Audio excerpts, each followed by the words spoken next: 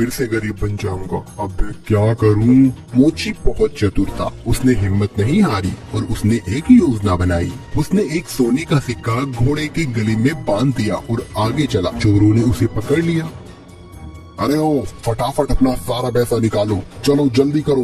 देखो मैं एक गरीब मोची हूँ, मेरे पास इस घोड़े के सिवाय और कुछ नहीं है, कृपया मुझे जाने दो डाकू भाई। जैसे ही उसने ये सुना, घोड़ा रेका और उसके गले से वो सोने का सिक्का नीचे जमीन पे गिर गया। अच्छा मक्कार झूठे, हमसे झूठ बोलने की तेरी हिम्मत कैसे हुई? अगर तेरे पास कुछ नहीं था तो ये सोने का सिक्का तेरे पास कहाँ से आया? रुकिए रुकिए, अभी मैं आपको सब सच बताता हूँ। दरअसल ये घोड़ा सोना उत्पन्न करता है, इसी वजह से मुझे सारे पैसे मिलते हैं।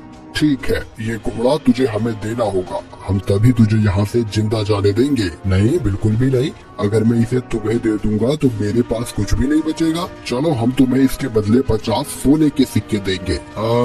ठीक है, पर एक बात का ध्यान रखना कि बारी बारी से अपने साथ इस घोड़े को रखना, वरना आखिर में तुम सब पैसे के लिए लड़ते ही रह जाओगे। मोची ने घोड़ा बेच दिया और घर लौट आया। वो बहुत खुश था कि उसे सोने के सिक्के मिले थे।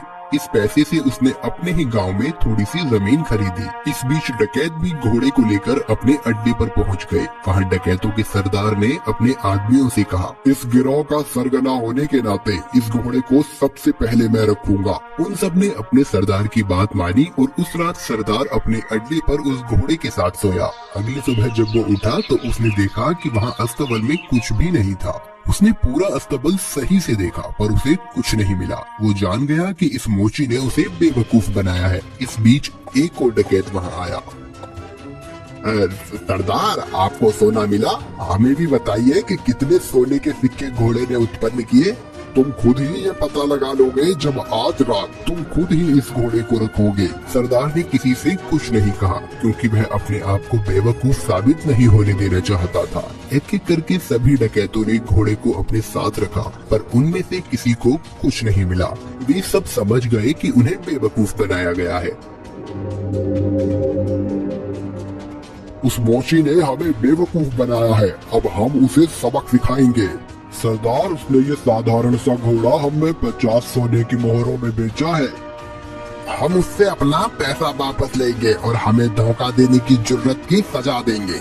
हाँ चलो चलो।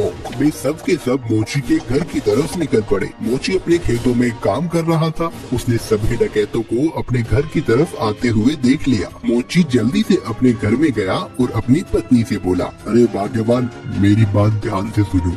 अभी एक डकैतों का झुंड यहाँ आएगा और जब वो मेरे बारे में पूछे तब तुम उनसे कहना कि मैं खेतों में काम कर रहा हूँ। फिर हमारे कुत्ते जबरा को भेजना मुझे बुलाने के लिए। ये कहकर वो अपने घर के पीछे छुप गया। कुछ देर के बाद चोर वहाँ आ पहुँचे। वो मोची कहाँ है? बुलाओ उसे, हम उससे बात करना चाहते हैं। वो तो खेत पर गए हुए हैं। आप रुकिए, मैं अभी अपने कुत्ते को भेजती हूँ उन्हें बुलाने के लिए। जबरा, तुम अपने मालिक के पास तो जाना और जाकर उनसे कहना कि कुछ लोग उनको बुलाने आए हैं।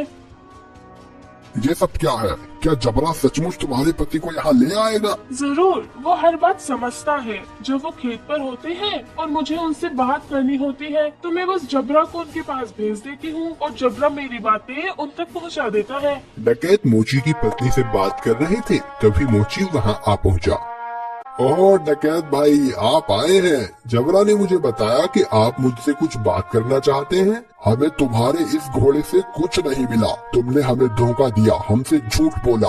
अरे आप कैसी बात कर रहे हैं? मुझे लगता है आपको कुछ तो गलतफहमी हुई है। आज जो कुछ भी मेरे पास है सब कुछ उस घोड़े की बदौलत ही है। अच्छा चलो ठीक है, हम तुम पर एक बार और विश्वास करते हैं, पर उसके बदले तुम्हें हमें ये कुत्ता भी बेचना होगा। अरे नहीं, बिल्कुल भी नहीं, मैं इस कुत्ते को तुम्हें नहीं बेच सकता।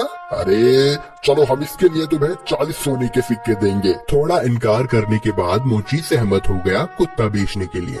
चोरों ने जबरा को लिया और चले गए। जब सभी डकैत अपने अड्डे पर पहुंचे तो सरदार ने ऐलान किया कि वो पहला होगा जो कुत्ते को अपने पास रखेगा। बाकी डकैतों ने उसकी आज्ञा मानी और चले गए। सरदार ने अपने बेटे श्याम को बुलाया। सुनो श्याम, मैं अब काम पर जा रहा हूँ। अगर मेरी जरूरत पड़े तो इस कुत्ते को मुझे बुलाने के लिए भेज देना। जैसा आप कहो पिताजी। कुछ देर बाद एक डकैत को अपने सरदार से एक काम आन पड़ा। उसने श्याम के पास आकर सरदार को बुलाने के लिए कहा, आप रुकिए, मैं तुरंत उन्हें बुलावा भेजता हूँ। जबरा जा और जाकर पिताजी से कहना कि कोई वहाँ आया है उनसे मिलने। जबरा सरदार के अड्डे से भागा और बजाय सरदार के पास जाने के वो सीधा मोची के पास गया। जब सरदार घर वापस आया तब उसने देखा कि जबरा वहाँ नहीं था। वो जान गया कि जबरा जरूर अपने मालिक के पास गया होगा, तो वह अकेला फिर से मोची के घर गया। सुनो, क्या जबरा तुम्हारे पास आया हुआ है? हाँ, वो यहाँ आया है। मेरे ख्याल से उसे जरूर मेरी याद आ रही होगी। मेरी मानिए तो उसे थोड़ा सा समय दीजिए, अंत में वो आपको अपना मालिक स्वीकार करने ही लगेगा।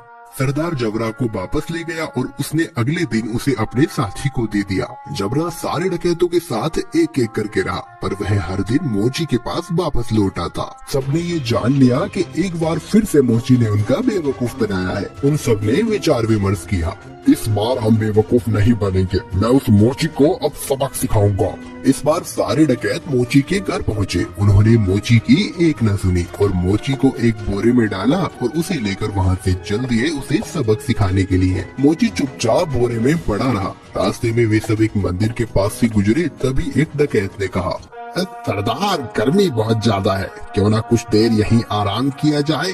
सरदार भी उसकी बात मान लेता है और मोची को वहीं छोड़कर मंदिर में आराम करने के लिए चले जाता है। सुअरों का एक झुंड वहाँ से गुजर रहा था और जब मोची ने सुअरों की झुंड की आवाज सुनी तो मोची को एक उपाय सूझा और उसने तेज आवाज में चिल्लाना शुरू किया, मैं ऐसा नहीं करूँगा, मैं ऐसा नहीं करूँगा, मुझे छोड़ दो, मुझे जाने दो। सुअरों के मालिक ने उसकी आवाज सुनी और वो उसकी ओर आया। अरे रुको रुको, क्या हुआ? तुम क्या नहीं करोगे? किसने तुम्हें इस बोरे में डाला? वो मेरी शादी जबरदस्ती जमींदार की बेटी से करवाना चाहते हैं, पर मैं शादी नहीं करूँ।